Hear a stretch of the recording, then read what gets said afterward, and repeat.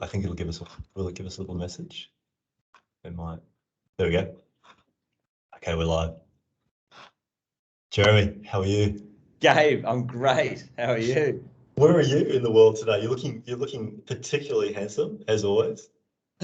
Well, I knew I was speaking to the wonderful Gabe, who's fit and intelligent. So I've got my natural light from the blind being pulled up here in my office to give me that fresh glow. That soft glow.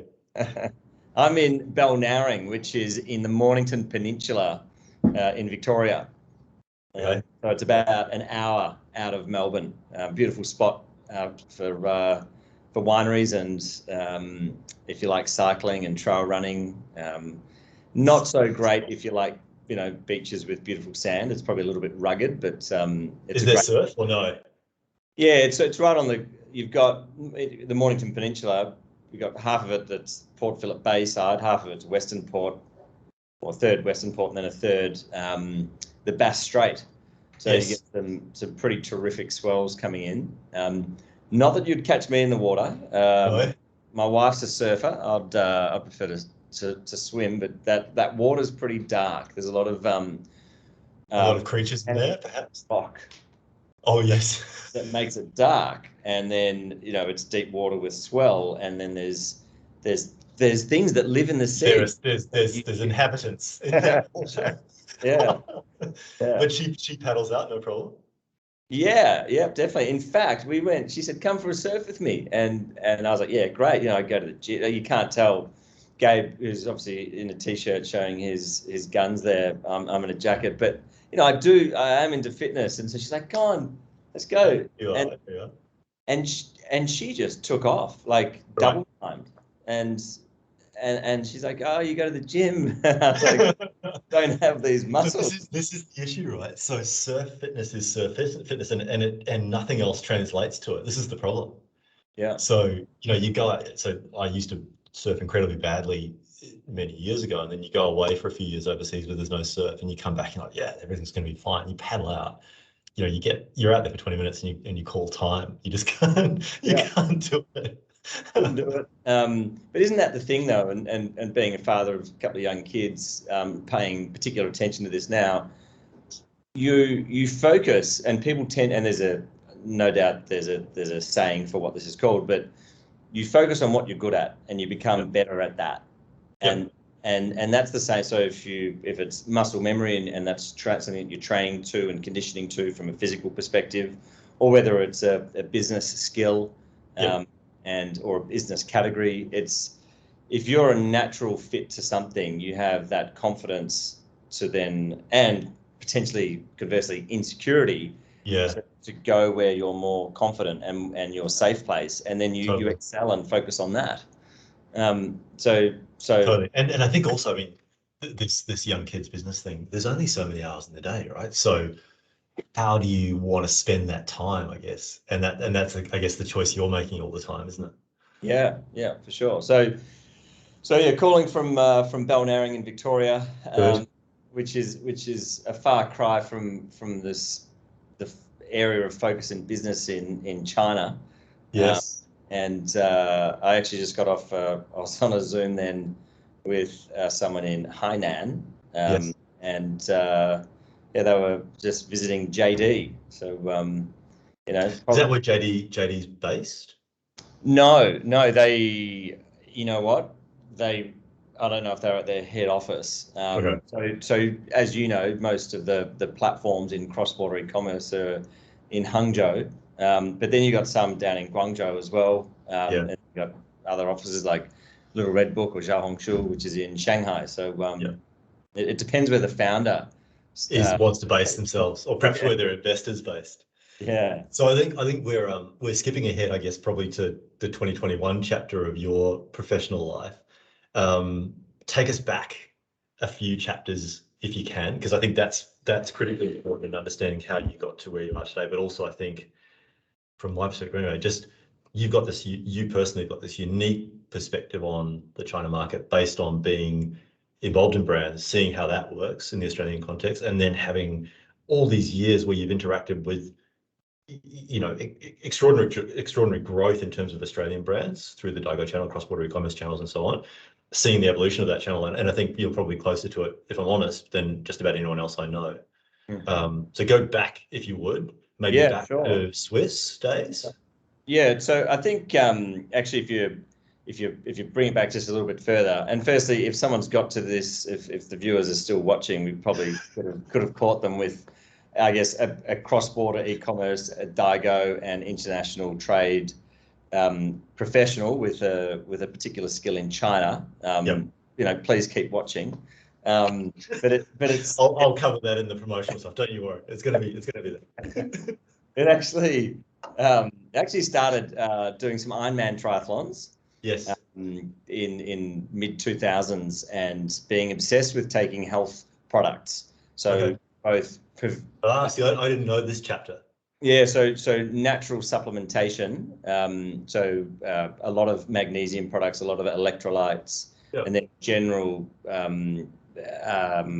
multivitamins, and then probably a couple of amino acids. So you actually add that up. There's 400 supplements. And I said to a friend, hey, and I was working at Maya in advertising, and running out catalogs and radio ads, getting people selling TVs and beds. So without dating yourself, what year would this have been? 2006, 2007. Okay, cool. And then decided to move over to LA, and lived in LA for about 18 months, and saw what was this natural health mecca. Yeah. And so you go to Earwan, you go to Whole Foods. Trader Joe's, Exactly, Ralph's, if you're in LA. And just the type of conversation you have with people there. Firstly, you're an Aussie, or you're an Aussie. Yeah. So, you're an Aussie. They love Aussies. They love Australians, And that's the first introduction. The second one is you start talking about healthy choices, healthy habits, what you consume, and you have a really engaging conversation. You start to learn. Here's the interesting thing, though, right? So there is LA, New York, Boston, and maybe Texas from a US point of view, market consumer point of view, and then there's the rest of the USA, right? They're two distinct camps, aren't they? Yeah. Definitely the East and the West. But it's funny, the Far East and the Far West in America are still very much the better for you consumers. They're just at a different pace. That's it. And different lifestyle habits. But in terms of the products that sell well, so if you're looking at from a scan sale or a trend, when it comes to the health sector, those that are selling well in California are also selling well in New York. Yes. As two beacons of. But I guess my point is, say, Central Midwest US, don't give a rat's ass about supplements. It's that sort of almost like that periphery of the country that what we see on TV or what we see on the internet, where all the innovation is coming from. Do you think that's fair to say? Yeah, totally, and no doubt that's why when you've got Anaheim and Expo West, and you've got Expo East, and they're at those 2 points. Yep. Then it's not in Expo Midwest. No, it's not. Or Expo South. It's where it's funny, and this is a term I use a lot. It's meeting where the consumers are at, and the consumers in California and New York, they're at better for you, self-improvement, and nothing's exacerbated that more than COVID has, where people have had self-reflection and introspection on what they can do to better their own lives and their own immediate surroundings. Going back, so it started 2006, 2007. Then I came back, worked at Maya again, and I was like, I want to work in a business that is helping people, and that's not helping people because the products help them. I think the products are a catalyst to educating them about what they can do to change their lifestyle. So 100% right. I was leaving the gym one day in 2009, and a guy was smoking a ciggy in a convertible car, and I said to the guy that I was with, I said, he has no idea how good he can feel. Yeah, interesting. And the guy's like, hey, you need to meet my uncle who owns Swisse. And I was like, okay, love to. What's Swisse? I've never heard of it. I hadn't heard of it. And then they introduced me to the CEO, Rad, who was fresh as being the CEO at that stage in 2008, and just clicked. Such an amazing, enigmatic. That's the word for him, isn't it? So I've never met Rad in 1 million years in the industry, but he absolutely has this presence and this kind of charisma about it, doesn't he? From what I understand. Yeah, and I think that's because everything else that happens in his world, there's a vision. Yeah, right. And he's almost like a maestro, pulling things together in the levers of all of these different ingredients to ultimately deliver, the most amazing, call it cake, at the end. So, and when you only see parts of it, you think, oh, that's, I don't know what's happening there. Like, So he can see the field, as it were. Yeah. And so that was amazing meeting that person. Said, all right, I got to work for that person, and that's the Swisse journey. And working in that team, it was a small team at that stage. I think there were like 50 people in the business. They had just got into Coles and Woolies, being a pharmacy only brand, which, by the way, started in the 70s because the founder, Kevin Ring. That was the Ring family, right? The Ring family, yeah. The founder was making infused herbs into the bread that he baked. He was a baker. They were a baker. Yeah, that's right. That's right. And then it moved, funnily enough, into protein powders. Yep. Then it moved into some cosmetics. This is still in the 70s and early 80s. And then it moved into supplements and vitamins. And so it's a really great family story of natural medicine and natural remedies. And then obviously you want to take that story and help others become aware of how they can be better them. So how you can be a better you. Yeah. And people often see that the vitamin industry, you Google the history of it, and up comes snake oil salesmen and potions. It's like, and doctors say, all you have to do is eat an apple a day, or all you're doing there is, you basically, you've got expensive urine. Yeah. Well, that's actually, this is a bit of an industry joke. That's the riboflavin that's yellow. Yeah, totally. Totally. That means that your body's, processing. It's another funny one is that you ever eat asparagus, see what happens 10 minutes later. Yeah, exactly. Your body's working. Exactly. The whole concept for me wasn't about take a pill or take a powder or take whatever delivery format and you'll feel better. It's know why you're taking it and become empowered to make a decision that you're consuming that product for whatever the reason is. And much like you're consuming that beer or you're consuming that wine to achieve an outcome. Yeah. To achieve an outcome. And for Swisse and for Blackmores and for Pharmacare with Nature's Way and Sanofi with Osterlin and all the big groups. Yeah. I think they get a misconceived view from people that there's, you're just selling pills. No. Oh no. You're allowing people to make statements about who they are or who they want to become. Yeah. Yeah. Whether I'm currently, making up a story. I'm overweight. My skin's no good, and I'm not feeling great about myself. I'm gonna, to your point earlier, I'm gonna buy these two products as a catalyst for making better decisions about the person I want to become. Totally a catalyst, and it's. And that might mean that person focuses on, hey, you know what? I'm spending $50 a month on. I better drink better. I better drink more water, or I better cut back on fried food. Yeah. Or you know what? Yeah. I should probably go to bed a little bit earlier. Whatever it is, it's making them aware of how they can be their best you. Yeah. Their best selves, and if that means that they can make better choices, and even if that better choice doesn't lead to a healthier life. At least they're more aware of what they're doing. Correct. And so, correct. No, I love it. Yeah, it was a really fun journey. And then moving around, because again, Rad is so entrepreneurial. He was like, you've been in marketing. Now, why don't you try business development? Now, why don't you try sales? Now, why don't you try product development? And so I got to move around. Which is an incredible opportunity. I mean, and obviously there's a contribution both ways, right? So obviously he sounds like an incredible guy with the ability to spot talent, which is awesome. But also it seems like you rose to that challenge and said, okay, cool. This is a unique opportunity. I'm going to go for it to the extent that I can. But it's funny. It might sound like that, but I actually retreated because it was too Did intimidating. you? Yeah, Okay. and so I left, and I didn't know this. because I was so frightened to step out of my comfort zone.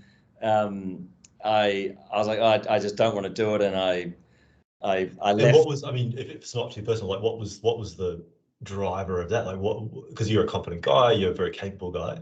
Yeah, thanks, mate. There was a personal situation. I was in a relationship Okay. at the time, and there was an accident that happened, Okay. and I was sort of torn, and at that same time, I was like, hey, why don't you try this? And I don't have a great ability in numbers. Like I don't have a great deal of confidence. And so moving into a sales position, it's like, oh, working out margins, Yeah. rebates and trading terms, that's not where I sit comfortably and naturally. Yeah. I've had to You've got those skills now, of course, but through brute force. And so the easiest option was to leave. And then I was like, this what have I done? Yeah.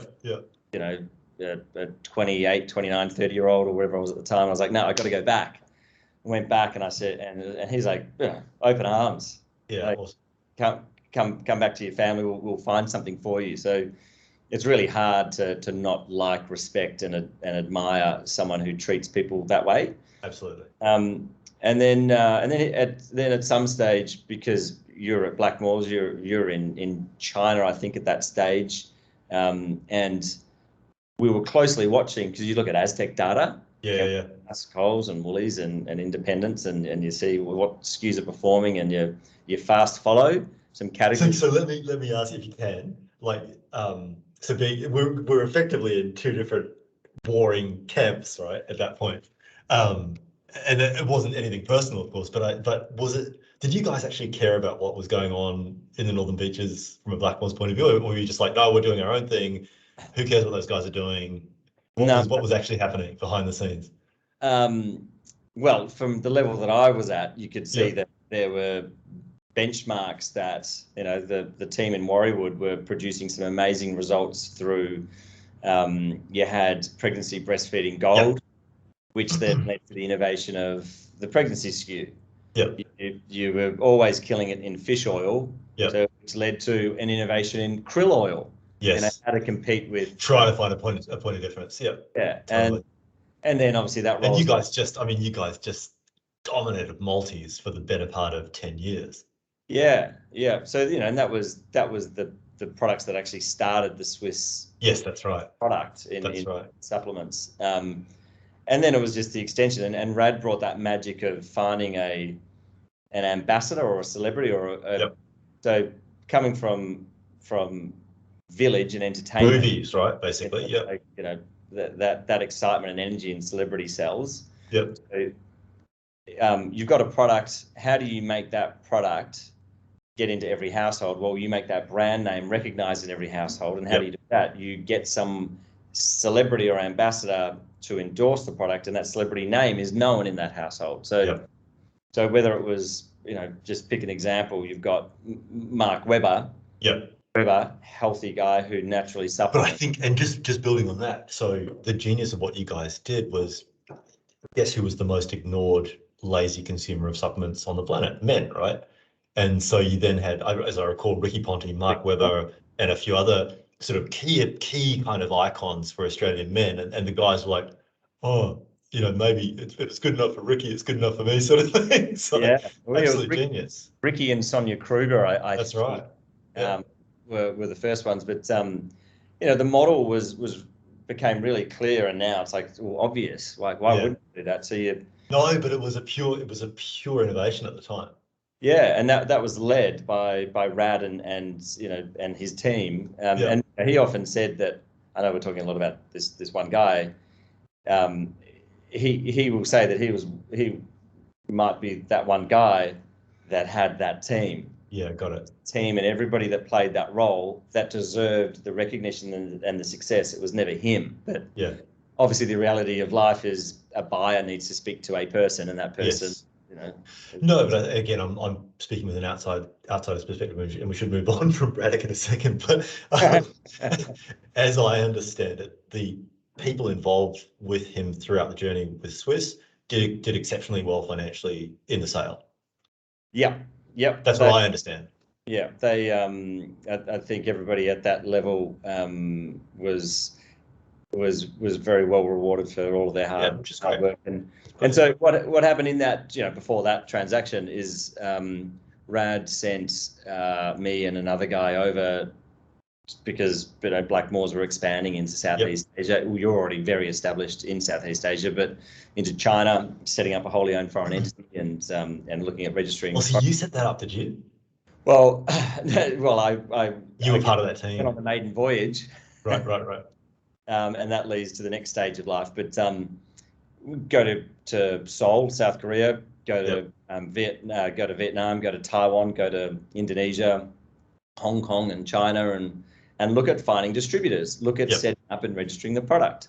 And what a lot of people might not appreciate or understand is that just because you've got a product that sells on the shelf in Australia, it doesn't mean that product meets the regulatory requirements to 100%. sell in another country. Yeah, 100%. There's different, even between MediSafe in New Zealand and Australia. There's different rules. So you need to meet both packaging guidelines, ingredients, claims, etc. So you can't just take a product and sell it to a retailer, let's just say Watson's in Hong Kong. No. That falls under the Hong Kong Food and Drug Administration. So you have to go to that body, look at what they recognise as a claim, what they'll allow as far as dose levels and all the rest of it. Yeah. You got to go the whole thing, and then when you think commercial terms, well, you've got to make enough of a revenue to substantiate a unique SKU. Yeah. So can I share a story? So 4.5 years running the Blackmores sort of Asian product development function, as you know, harmonizing across 14 markets was the hardest freaking thing I've ever done in my life. Because let's say you've got a more developed market like Singapore or Hong Kong and you say, hey, here's a product for, a real example, male sexual function, male virility, right, which is a little bit out of the box for Blackmores as well, as you know.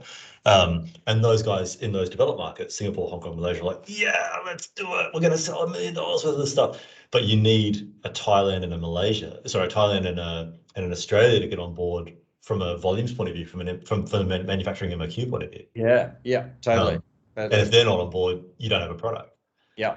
So we went over, then came back, and as we came back, we realised that some SKUs were actually selling in Hong Kong. So they were in some some independent stores, health food or pharmacy stores, and then I started to realise that there was maybe an opportunity outside of Swisse. There was a guy called Matt Holmes and actually another lady who realised what was happening with the Daigou trade. This is like 2000. As it was then. Yep. 2013. And again, those uninitiated by Daigou and CBEC, in 2012, 2013, you had the start of what is now known as cross-border e-commerce, but there were no platforms that enabled a consumer to purchase. It had to be done through tourists who would buy products at a retail level, put it in suitcases, send it back. Or go back themselves. And that was the suitcase trade. But the suitcase trade, when you multiply it by the 1.25 million Chinese tourists that come every year, that's a lot of suitcases. Yeah. So, the team started to notice that there were a few hotspots that are occurring in Hurstville, in Sydney, and in Box Hill, and a suburb called Windsor in Melbourne. And obviously you've got many other suburbs that everyone now knows as the Chinese souvenir stores or the gift shops. Yes. But it started with a couple of pharmacies, and then I actually left and I moved to China. But I didn't move to do this immediately. I moved to try and understand what my next move was. Got it. And I was. So where did you land when you stepped foot in China? Where did you land? Shanghai or Beijing? No, the red light district of Dongguan. Oh, Dongguan. Okay. Yeah, capital. And that was just KTV. Is where is adult entertainment, and a lot of karaoke, a lot of drinking, and that was when there was a massive crackdown of that. So this is a town about 2 hours north of Hong Kong, and an hour north of Shenzhen. Very seedy town. A lot of factories, a lot of blue collar workers, a lot of prostitution, and I just happened to know someone living there running a shoe factory, and so I was staying with them, and then hooked up with an uncle who was running Herbalife for Shenzhen. Pubs out of Shenzhen. So I understood what was happening with the health movement in China for Western brands. So just for the Australian listeners, what is Herbalife? So Herbalife, and I'll also say Amway, it's a network marketing business that sells health products. And they were, I mean, my understanding is Amway, Herbalife, all very early movers in China, but in the real trade context, so in country China. That's right, yeah. So in China, there are three mass styles of purchasing: traditional retail, network marketing, and online. And we'll get to that in a bit when we talk about the ecosystem of CBEC. But Herbalife was awesome. So came back and found one of those Swisse pharmacy distributors, and I propositioned him and said, hey, why don't I try and get this in mid 2013? Why don't I try and get the Western brands on? And you've got a supply chain of suitcase traders. And so we started trading. So was this Eddie? This was Eddie. Ah, the master. The Melbourne master. The Melbourne master. And then Hung was the Sydney master. And started trading products. He would say, here's the list of brands that I want. And we're talking like, go back to Healthery's milk biscuits. I don't know. Yeah, I remember. Vatico and really obscure. Explain, because you and I were in it, but explain.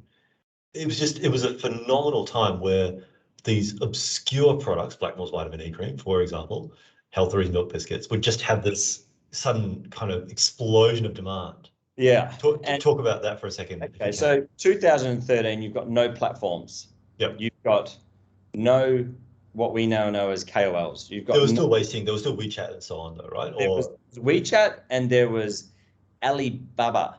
Yes. Selling wholesale commercial products. And for those who don't know, Alibaba is this ugliest in B2B platform, even today, right? Yeah. But also the largest enabler of China, of what now is of reaching China. The world. Yeah. That's right. So they're saying is they localize global commerce. So they make anybody able to trade wherever they are in the world. And they now have 27 platforms under their umbrella. And so we before the platforms were tapping into just this insatiable demand. There was no skill whatsoever with selling products. It was simply, if you can get access to a pallet or you can sell it, we've got a buyer for it. That buyer pays cash up front, which means we pay cash up front, which means there were no terms. So was it all word of mouth in those days? Because again, there was no live streaming, there was no WeChat there was no. There was WeChat, and there were WeChat moments. Where people would say they've got access to stock, and their validity of that was like a selfie or standing in front of a pallet. But it was very I wouldn't say cowboy. I mean that too, but it was super transactional. There were no systems in place to support. There was no framework. There was no regulations. There was no transparency of supply chain. There was no transparency of anything other than you paid for stock, you got stock, you sold it, you got paid, you moved on. Margin of some sort. You didn't know where it went. You didn't know what it was sold for. You didn't know why the consumer was actually purchasing that. So there was no, as brand people, you hopefully are developing a product and creating a brand and a community around that brand that has a loyal consumer. And what a privilege to be purchased by someone, because you're 100%. them. So 100%. But generally, there's a level of connectivity at some point, whether it's even just someone's email address to say, hey, thanks for buying our product. That's awesome. See you next month, sort of thing. yeah, it was simply the start of China. So free trade zones were just starting. So right now there are 21 free trade zones in China. Back then there were 2. 7 or it was 2? Okay. In 2013, yeah. Yep. Pudong being the the first one, but that one was set up well before then. That was predominantly a financial services kind of banking free trade zone, right? Yeah. And then it went into automobile, and then but then whatever, whatever. So we would go out to brands and convince them that we had a model that would allow their products to be sold legally into the channel. So there's no law that supports this. There's no framework that clarifies this. There's no evidence at this time. That it exists. You can't show them a website where it's sold. No. The whole confidence came from and ability to do it came from trust. Yes. So do they trust us to sell their brand, to export their brand, to ensure that it's stored and consumed and sold and marketed? Like my goodness, it's a big deal. It's a big deal. But we'll pay cash up front. So and we'll buy a couple of $1 million a month from you. So it's in many cases it was too good. It was too good to pass up, wasn't it? Yeah. But I have to give you credit for this, right? So there were a number of businesses that popped up, and I'm not going to be sure of the exact date range, but different levels of professionalism, right? Yeah. And some of them got really big, but many of them were traders, like pure traders. In the most entrepreneurial sense of the word. So they'd spot buy, they'd on sell it for 11% margin or whatever it was, and then they get on to the next thing. They didn't give a crap about brand, price management, brand position or anything, right? Because they probably didn't understand it. No, it was just volume and price. Right. But they and some of these traders were just for context, we're talking $500, $600, $700 million revenue per year. Yeah, exceptional. That's what they're making. Incredible. And they've got incredible dodgy little warehouses that no safety controls, no stock controls, and all the rest of it. So I think this is, again, I'm trying to give you a compliment, but like this is where you and Healthmore were differentiated, because I remember coming to you many times with Blackmore's hat and Livestream hat on, and just sitting down for a proper meeting, a proper conversation. You had a professional office set up, you had infrastructure there, the warehouse was impeccably clean, blah blah blah blah. So you guys were doing it at a different standard. Yeah. Quick, a client's coming. Put up the wall. It was very much having the tiger by the tail, and then fortunately in like 2015 when there was a trade mission that everyone went over, and then 2016 there was another one, and you had a whitelist that was created, and a framework started to be transparent, and platforms in 2014, platforms were created, Timor, or Timor Global, JD, VIP, Little Red Book came a little bit after that, but all of the majors were really 2014. And just for context, what that does is that meant a consumer in Wuhu was able to purchase, let's say, Nulax, which is a very famous brand, that is still very famous there, which is a fruit laxative with senna that's sold on the bottom shelf in every pharmacy and only bought by grandmothers. Who have constipation. Someone in Wuhu knew about that brand, not because it was retailed, not because it was network marketed. So how did that person find out about it? Because of the Daigou, because this consumer, this Chinese-born Chinese consumer that was living in Australia, they would promote it on their WeChat, and they would say, Australians take this product for the treatment of constipation and weight loss. So can I tell you a true story? So fancy dinner party in Shanghai when we were living there, at the end of the meal, out comes the host with little bricks of Nulax as the after dinner treat. Yeah. It's like fruitcake. Like fruitcake. I hope they were only 10 gram serves, because that's. I don't know what they were. I mean, so everyone, we've had a very rich meal. Here's your way to manage this tomorrow. Wow.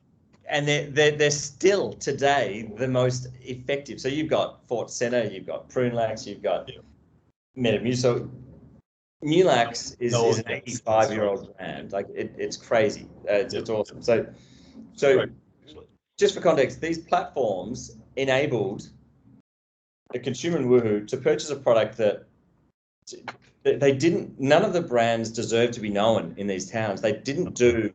And I don't mean that. No, but there was not $1 of paid advertising. I think the point you're making, right? No, because here you go through the range review periods. You build a brand, build community. You invest marketing, amplification, and the space in store. There it was access. Yeah, it's providing access. So you have Daigou that you would sell. So back in 2014, Healthmore was the first A2 milk customer to sell infant formula into China, but everyone wanted Bellamy's at that stage. At that point, didn't want A2, or they wanted Aptamil and Bellamy's. But and it's like, okay, so what do you do? Well, you have to get the local Chinese community talking about it, and in order to do that, you have an event. Sorry, when you say local, you mean the Australian Chinese community? Australian Chinese community, yeah. So in Australia, you will engage these merchants and traders to get around you and say, hey, we can give you supply and access to this amazing product, and this brand, margin. And when you start to guide them, and then they amplify that to their audience in China. Yeah, and then that kind of evolved into instead of just posting photos on WeChat, we could do a video message. Then the platforms enabled a live streaming option. Like it was, it sounds so. And then you had the rise now of these live stream celebrities, right? So you've got vets in China who have got these multi-million following, listening to their every word. 75-year-old men and women who are KOLs to the older generation, and in just 6 years, from 2014 to 2020, you had no platforms. To now an ecosystem that is so much longer in the tail than all of the verticals that we have here. Like when I say that, we've got search engines. Everyone, let's say, uses Google, and everyone there uses Baidu, but they use that, but then they use 9 other sources of information before making a decision. So from a social sharing to triangulate around it. Totally. So we've got Instagram, WhatsApp, and let's say TikTok. Yes, they have the equivalents. TikTok, they have Douyin. WhatsApp, they've got WeChat. Instagram, they've got Weibo. Facebook, they've got Weibo. But the platforms just go into the thousands of options depending on the tiered city that someone is in. And so a brand now, to navigate that space, has to treat it as they would here. They have to build a brand, invest in a brand, a purpose for being, a function, performance, ingredients, transparency. But, okay, so help me understand that. Well, is that because it's the voices are shouting at the consumer too loudly from these different platforms? Is if I'm boiling down the essence of it? I think it's the sophistication of the consumer. Got it. Was not acknowledged what it was back then. The pace at which the consumer has evolved to how they make choices, has been exacerbated because the platforms have proliferated at the same time. Has just been phenomenal. So there's always been a desire. Then that gate got opened. Then there was limited. So we're past that phase now, basically. Past that phase. So then there were limited choices. So people just bought what they got access to. Blackmore's, Swisse, Bellamy's, A2 as sort of the hero ones. Lucas Pawpaw. As all of the first mover advantages. Then the next level. But that wasn't because any of those brands were particularly sophisticated, if I'm right in saying that. And I say that being inside Blackmore's at that time, it's more those brands were everywhere in Australian pharmacies and grocery stores, and Chinese consumers knew them. Yeah, and you needed authenticity, provenance to have that credibility to then launch into China.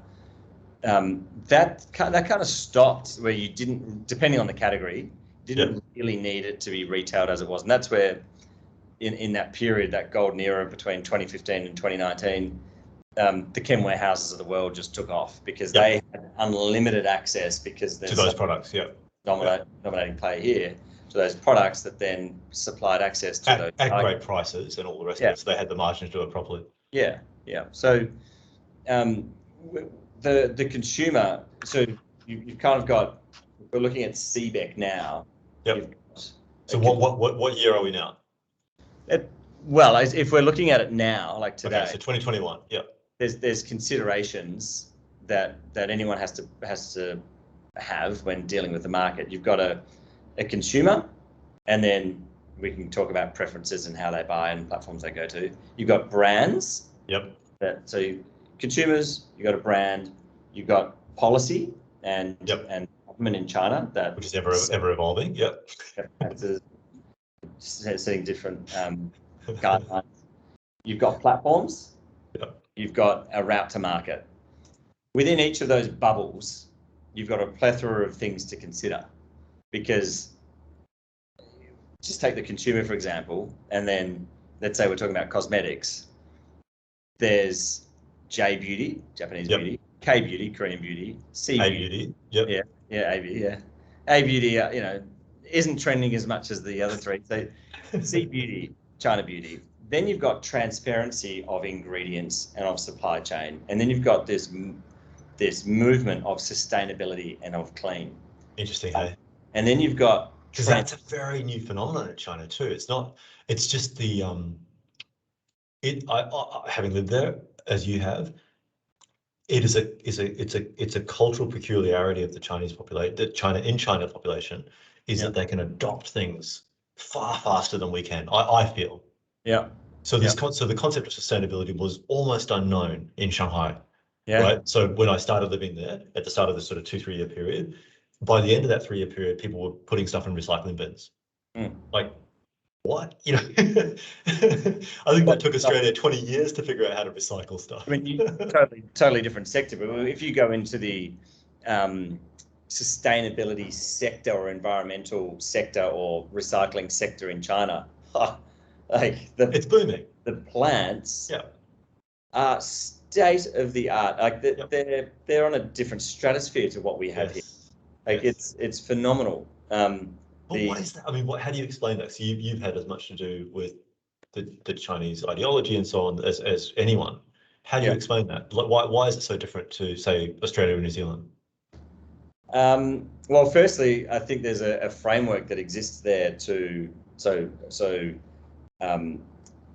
in Australia, if we go just outside of environmental and recycling, we here live in a box.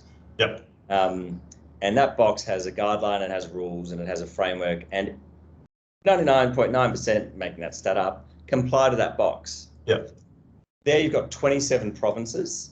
Each country's in their own right, effectively. That has a mother tongue of Mandarin, but every province has its own dialect. You have national bodies that are interpreted provincially. So let's just say you've got a policy from the government. Beijing, That is, because of the scale and the size and the amount of people to enforce and regulate that policy requires subdivisions, and those subdivisions become their own policy interpreters. And so there's essentially 27 different countries. And except Beijing, Shanghai, Shenzhen as the super cities all seem to somewhat comply, but they're different cultures when you go there. And there's different drivers and different levels of liberty that are taken and liberalism that are taken. And I feel that there's hubs that have then evolved over centuries throughout China that, some might be an innovation hub, some might be a tech hub, some might be a textile hub.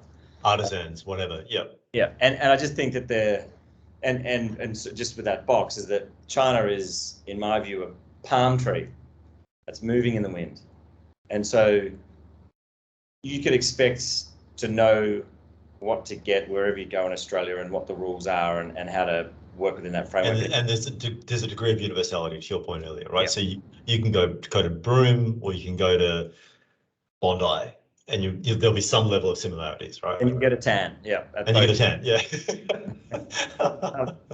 And so yeah, China's just cultivated this an entrepreneurial and an evolutionary desire in a group of people, and the divisions of people, as you know, are intense. Yep. Intense poverty through to, in Shanghai alone, there are over 1 million millionaires. Yeah, wow. In Shanghai. Like it's and that's I mean, what is it still 26, 27 million people, right? So that's an incredible proportion of high net worth individuals. Yeah. And so and getting transparency of particular stats, and I know we're going down a bit of a rabbit warren here, but there's an ability to innovate and an ability to be global dominators, and I think that is just a driving force and in the blood of the Chinese culture. Agree, totally agree. And something else in the blood of the Chinese culture is cross-border trade. So you go back to the Han Dynasty in AD, Silk Road, opium trade, tobacco trade are all cross-border. And so when people are like, oh, this, cross-border, it's a new phenomenon. Yeah. Probably the addition is that it's digitalized. Yeah. But the desire to trade, it's so fun and addictive in China. And what's even more fun now is that there's a regulatory framework, and that palm tree is less in the wind now. There's registered ports where we send product in and where they have to be dispatched and picked and packed and sent to the consumer. Yep. There's a framework of taxes that exists. Yep.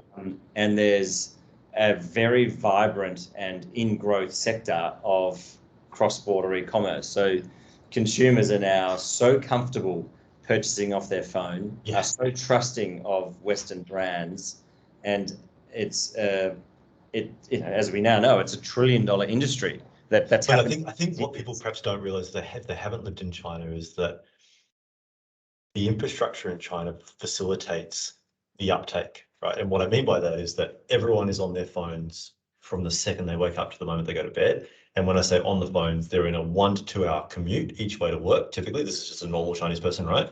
And for that entire commute, or 95% of that commute, they're on their phones. They're either reading content, buying, shopping, whatever.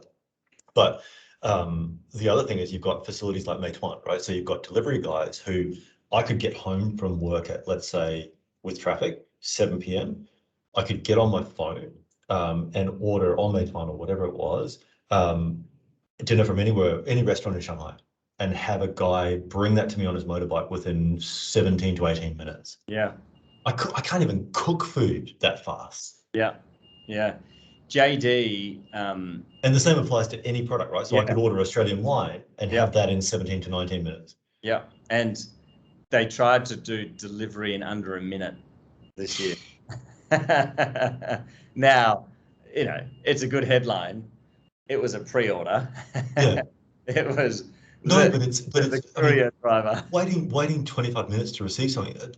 The friction to kind of, and with all due respect to delivery services in Australia, like, is this going to arrive? Is it going to be in my letterbox or my neighbour's letterbox? Is it going to be? Will it go to my work address? Is someone next door going to steal my parcel? None of that uncertainty exists in China. Yeah, and look, uncertainty is probably a good segue if we move to the current. Yeah, go. Because over the last 18 months, there's been a paradigm shift with cross-border e-commerce. Yeah. Specifically from Australia. Is it fair to say it's been an upheaval? Like, it feels like it's totally different to before. It is. It absolutely is. Another, other than paradigm shift, is almost a 180. Got it. Like, it's just where previously you had a supply chain of brands dealing with Daigou traders, distributors, merchants, and tourists within Australia. Yep. That essentially just got stopped. So in Feb 27 last year, when the borders were closed, when Scott Morrison said, for the protection of Australians, we're going to close the borders. Lock the doors. Yep. Literally, people in flights, as everyone knows, or at airports, that flight's now cancelled. What that meant is that we stopped tourists. Yep. Everyone knows we stopped students. But what people don't really know is that at that point in time, then we also stopped outgoing flights, and our industry used a huge portion of the belly of the plane to fill up with goods that we were sending back to China. So we'd have plane loads coming and plane loads going, and the belly of a plane is commercial freight.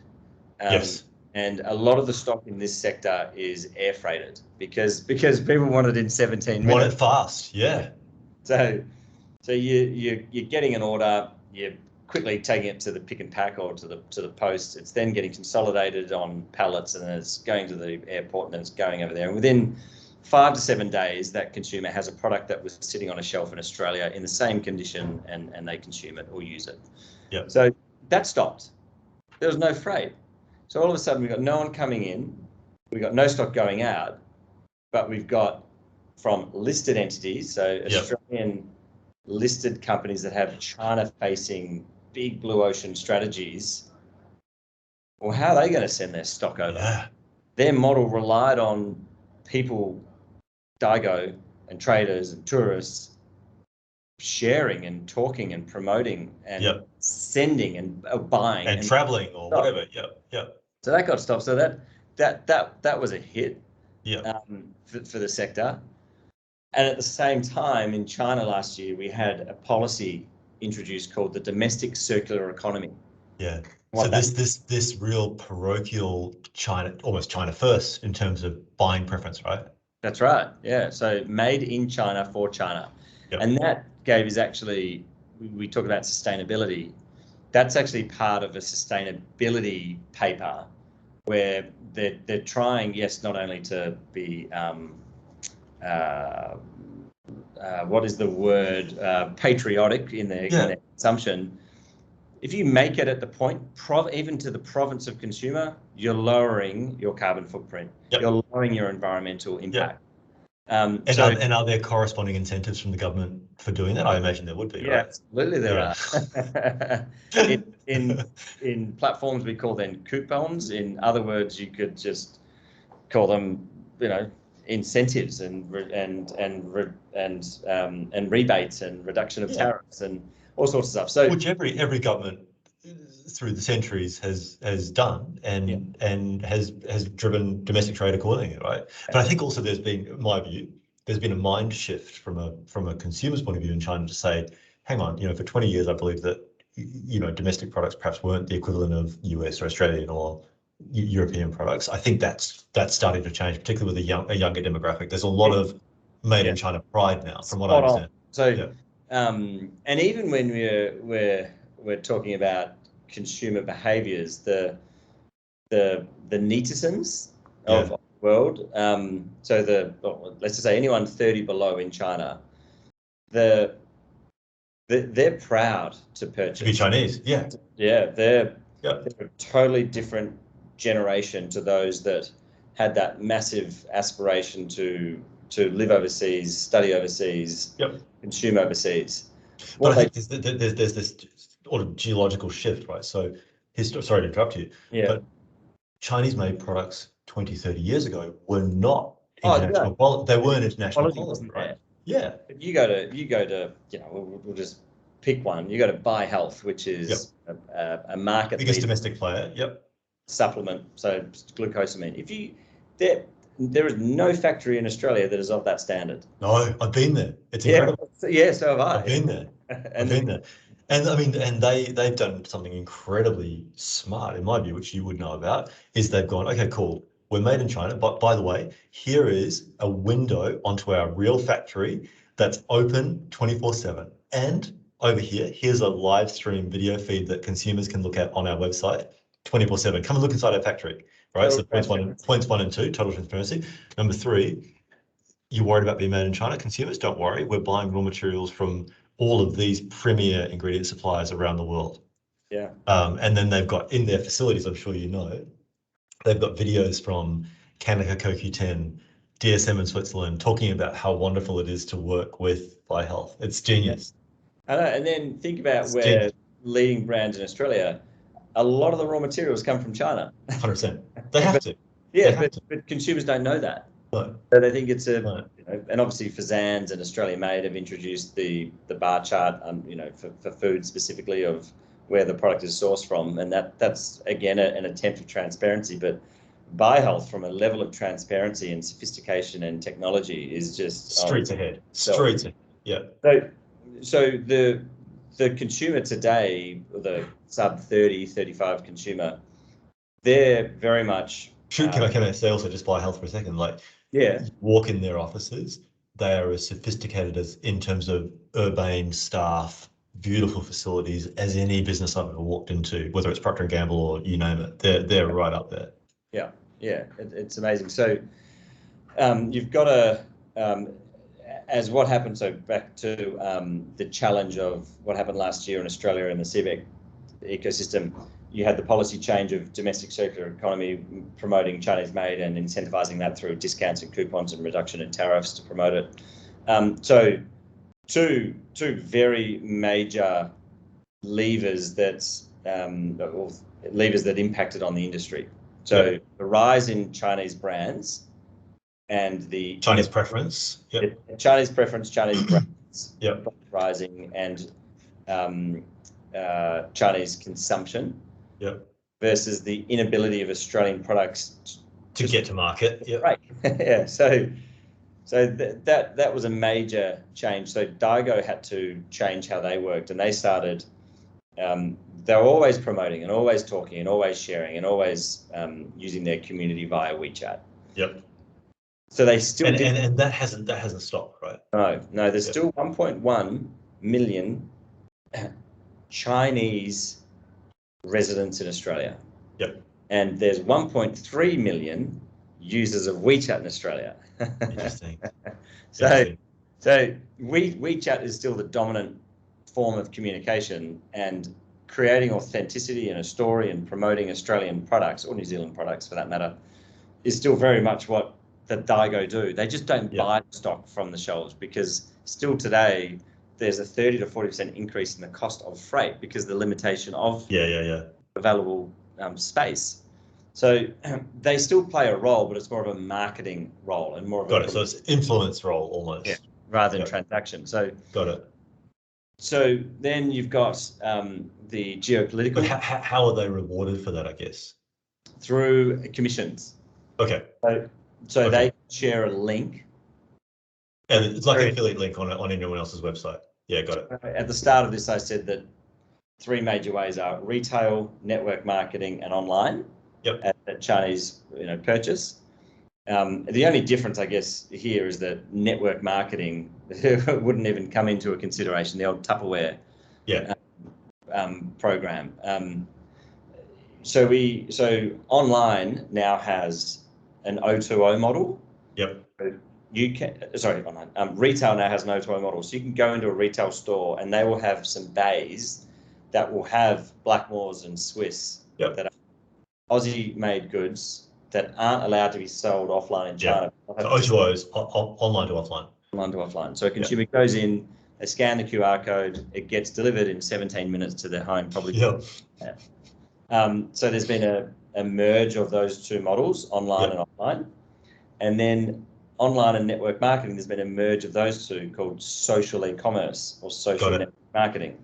And that's where Daigou have come into play, because if they share a link to a platform product page, and that link gets clicked on and purchased by their customer in China, the platform pays that Daigou a commission. What sort of quantum would that commission be? If it's a $50 item, they'll get, they could get $8 to $10. That's not bad. Okay. Yeah, no. So they're still making their margin, but guess what? Right. To buy the stock zero inventory, zero working capital. No, they don't have to send the stock anymore. Amazing. The customer gets it in 17 minutes. I'm playing And around. was this, and I know you are. Was this the concept behind this platform you guys did at Healthmore Expander? Yeah, so that was about 2 years ago, and I left there about 18 months ago. There were other platforms in China that like Pinduoduo. Yeah. Was that the proposition with Pinduoduo? Yeah, well, there was another ABM is another one, Yep. which is now VTN in that was In probably Australia, that was the first one in Australia to do it. And that's the access guys, yeah. Yeah, and they're they're probably the largest player within Australia, still within the network. But that was the social e-commerce and the network marketing online merge, where got it. you could build a community of trusted comrades who would then go out and push the products to their network, and the person who started that would always get a commission. So you get a trading commission on the downstream as well. Yes, traditional. Yeah, cool. Traditional MLM pyramid with no inventory and no garage full of stuff you can't sell. Right. Yeah, got it. Yeah. So we've got this change of the last 18 months within the sector. We've got then the geopolitical conflict. Absolutely. So would you speak to that? Because it's something that makes me very angry. Yeah. So isn't it funny? Because if we go back to the pro-democratic riots in Hong Kong. Yep. Yeah. If you were supporting that in China on your WeChat account or Weibo account, your account was frozen, yeah, or deleted, yeah. Deleted or frozen, or depending on your level or on your status. the Houston Rockets, so NBA is again, you can qualify this the largest or the most commercial sport in China. It's a real thing, hey? Yeah, Which is incredible because there's not actually no. I take this back. Basketball is the largest sport. Sorry. Yeah, but the level of interest in playing basketball is phenomenal in China, which is like super surprising because there's no infrastructure. Yeah. So the NBA make a lot of money playing games there and streaming the services. And got it. Houston Rockets. I don't even know if it's Houston Rockets or Houston Jets. I get confused, but Houston something. Yeah. Did a tweet pro Hong Kong. NBA stopped airing in China. The visas of every NBA team froze.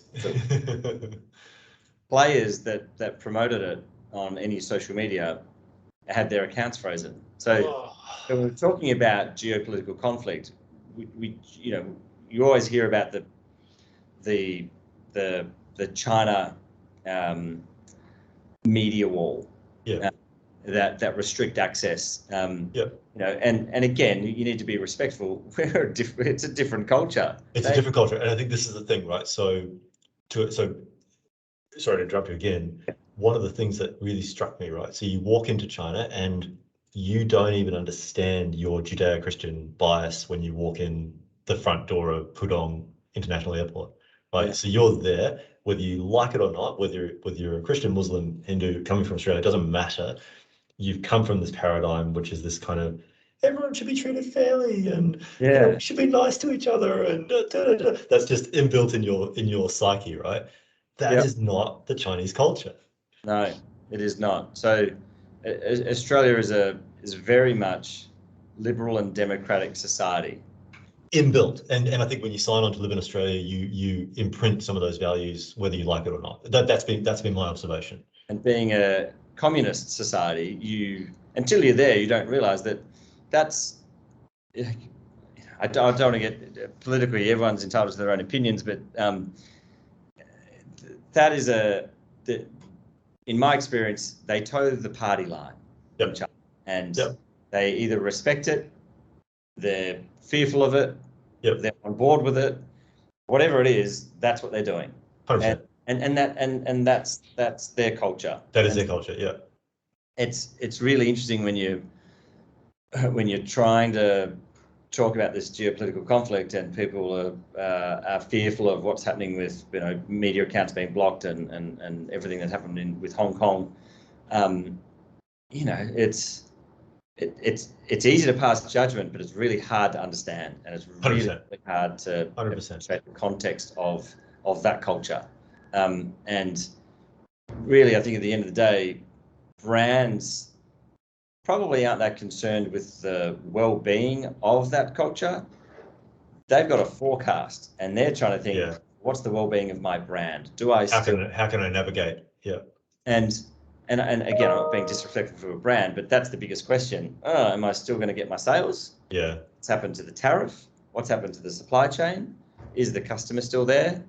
China's all too risky. There's a whole lot of tension. We're now talking about submarines. It's just like, okay, now that I've really inarticulately covered the political I'm with you.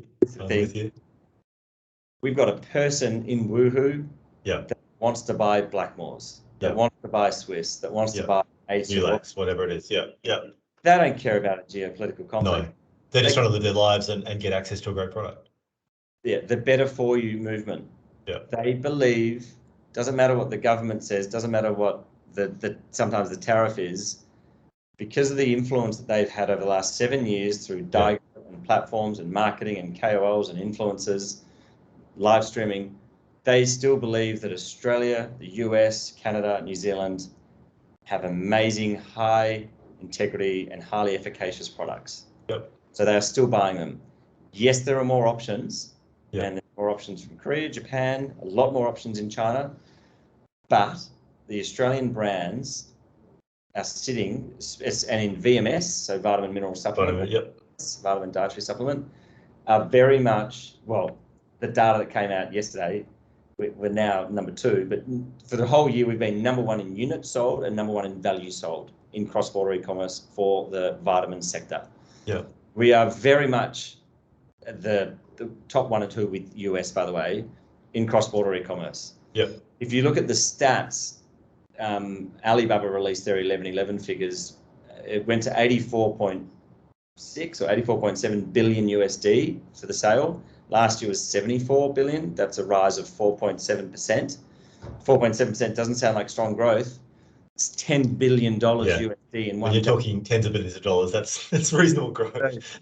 There's year-on-year growth. Yeah. There's 21 free trade zones that exist. President Xi said 2 weeks ago at the CIIE, the China International Import Expo, that he is liberating free trade zones to promote cross-border trade.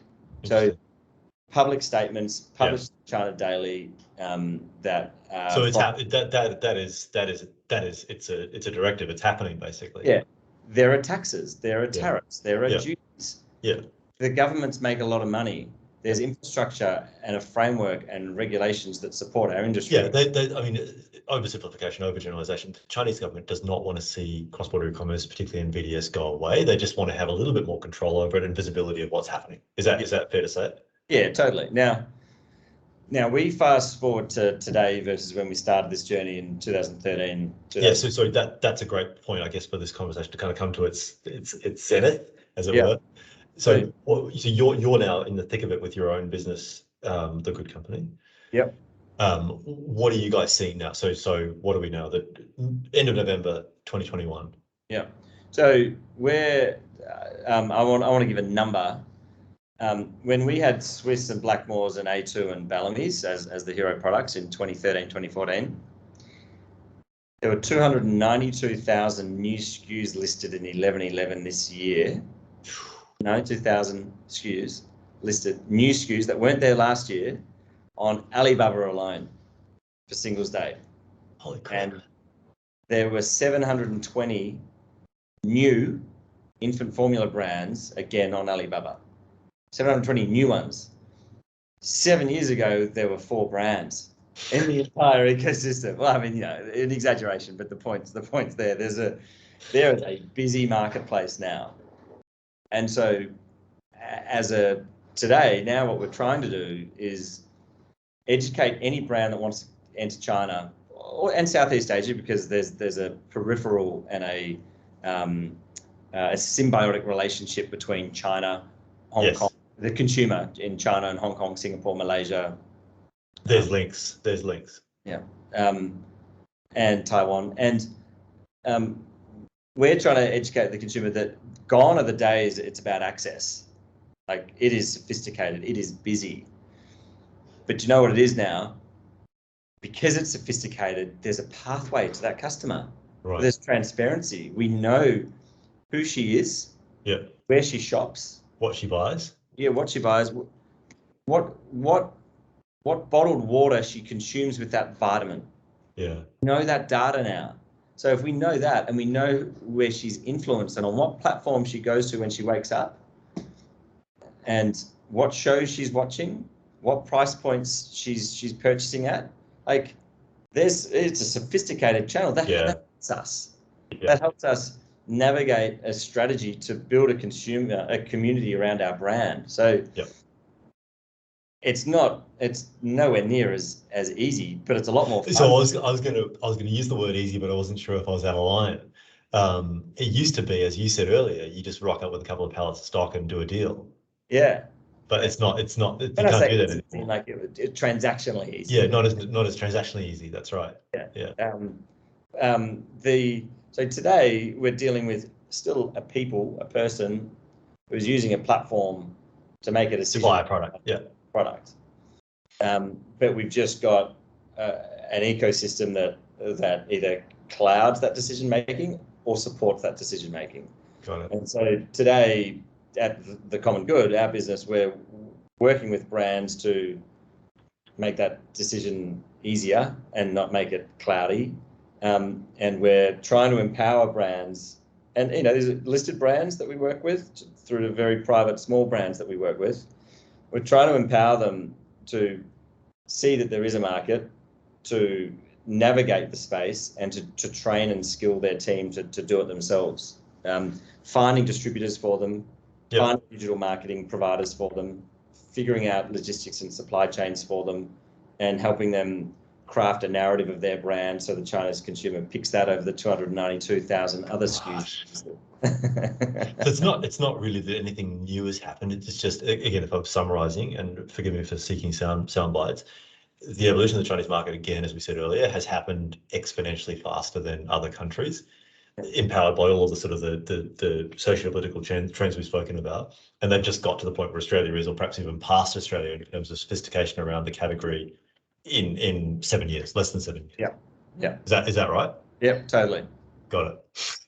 We could have just said that and so we could have said that, say 45 minutes. So it's nothing, because I think people freak out. They're going, oh, okay, the model's changed. There is no Daigou trade, which is something I hear a bit. That's total rubbish, right? Yeah, the trade is different now. Yeah. So the model is evolved.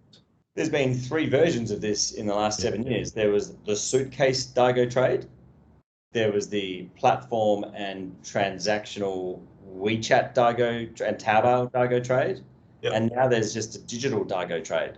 Yeah. So social, I love that social commerce. I think it's really good. So they're not buying the stock, but they're still at Coles, Ken Warehouse, etc. But they're still buying it. They're still selling it. So they're just doing it digitally. So the brand is still selling. It's just not going through the model that everybody made a lot of money from. Yeah, and now if they're after money or whatever their intent and purpose is, if they're after education, empowerment, productivity, whatever rocks their boat, it's still there. There's just a different way to get it. Got it. Yeah. So get out there, get amongst it. So blatant self-promotion. Now, how do people find out more about your business and get in touch with you? You contact Gabe, who's on a commission basis. So $8 per 50. Probably. Stalk you on LinkedIn. What do they do? LinkedIn, Jeremy Hunt, or we've got a website, tcgg.com.au, or Jeremy at tcgg.com.au. But I want people to feel empowered and comfortable about our sector. I spend. You look very relaxed about it. Yeah, I'm actually in my chair. I spend 2 or 3 hours a day just talking to people that we're never going to work with. Yeah.